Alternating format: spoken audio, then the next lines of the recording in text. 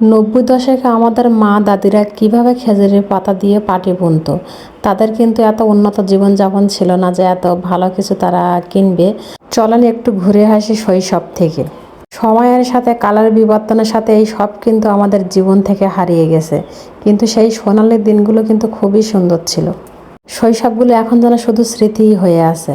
তো আমি শুধু চেষ্টা করেছি সেই জিনিসটা একটু দেখানোর জন্য, যাতে মনটা আবার সেই ছোটবেলায় ফিরে যায়। তো আমাদের মা দাদিরা কিন্তু এরকম বৃষ্টির সময় বসে বসে এই পাটি বুনতো, না হয় তোয়ালে তৈরি করতো উল দিয়ে, সূচ দিয়ে কাঁথা সেলাই করতো। তারা কিন্তু এইভাবে তাদের গ্রামীণ ব্যস্ত জীবনগুলো কাটাতো অবসর সময়ে। এই যে খেজুরের পাতাগুলো দেখতে পাচ্ছেন, এইগুলো কিন্তু আমি এই শীতের সময় নেওয়া ছিল। তো পাতাগুলো শুকিয়ে রেখেছিলাম পাটি তৈরি করব, সেজন্য কিন্তু আসলে সেইভাবে সময় হয়নি বলে করা হয়নি। তো এখন যেহেতু বৃষ্টি হচ্ছে আর ভাবছি যে বসেই তো থাকছি ঘরে বেশিরভাগ সময়, বাইরে তো তেমন যাওয়া যাচ্ছে না, তো যাই হোক পাটিটা বুনতে থাকি, মানে একটা কাজ তো এগোতে থাকবে অন্তত। তো সেই কারণে কিন্তু আমি পাটিটা বোনা শুরু করছি। আর এই যে পাটিটা আমি তৈরি করব, এটা কিন্তু ধান রোদ দেওয়া পাটি। আমরা গ্রামে যারা ধান রোদ দেই, তো এই পাটিটা কিন্তু সেই পাটি। আর শোয়ার পাটি কিন্তু আলাদা, সেটা হলো শীতল পাটি বলে।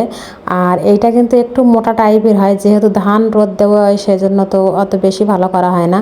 তো শীতল পাটিটা কিন্তু খুব সুন্দর হয়, ওটাও তৈরি করতে পারি। তো ওটাও কিন্তু আপনাদের দেখাবো। এই বর্ষার ভেতরেই কিন্তু আমি চেষ্টা করব আমার এই গ্রামীণ জীবনের ছোটোখাটো জিনিসগুলো আপনাদের সামনে তুলে ধরার জন্য।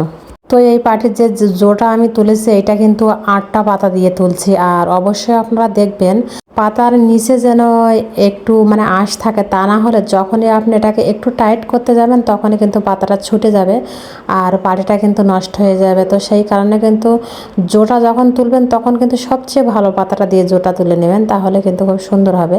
আজ কিন্তু এটুকুই বুনছি, মানে সেটুকুই দেখালাম। আর আমি কিন্তু বুনবো, সেই ভিডিওটা আপনাদের দেখাবো। আর আমার এখন একটু রান্নার কাজ আছে, তো সেই কাজটা সেরে নেবো সেজন্য। আর এই যে ছোট একটা পাতা রাখছে দেখতে পাচ্ছেন, এইটা কিন্তু জোড়ার জন্য, পাটটা জুটে হয় সেজন্য। আর এই যে কয়েকদিন আগে আমি ছাদ বাগানে সবজি বুনছিলাম, তো দেখতে পাচ্ছেন তার থেকে বীজ থেকে কিন্তু চারা বেরিয়ে গেছে। আর এই যে পিছে একটা পেয়ারা গাছ আছে, সেটাও কিন্তু দেখিয়ে দিলাম। তো পেয়ারাগুলো আমি একটু পাড়তে গেছিলাম, কিন্তু পেয়ারাগুলো যে এত পরিমাণে পোকা, সেগুলো একদমই খাওয়ার অনুপযোগী আর কি।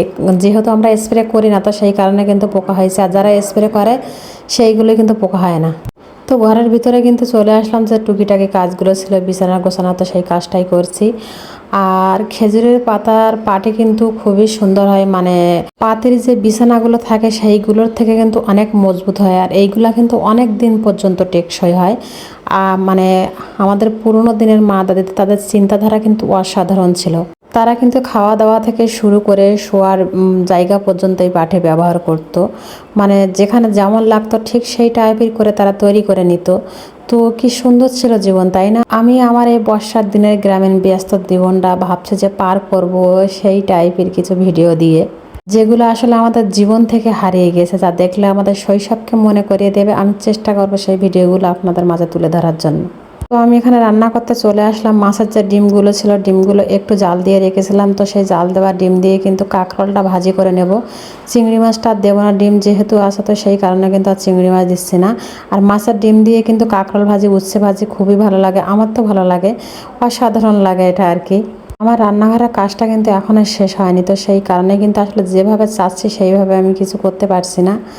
তো যাই হোক, কাঁকরোলটা কিন্তু ভাজি হয়ে গেছে। আজকের ভিডিও এই পর্যন্ত। সবাই ভালো থাকবেন, সুস্থ থাকবেন, আল্লাহ হাফেজ।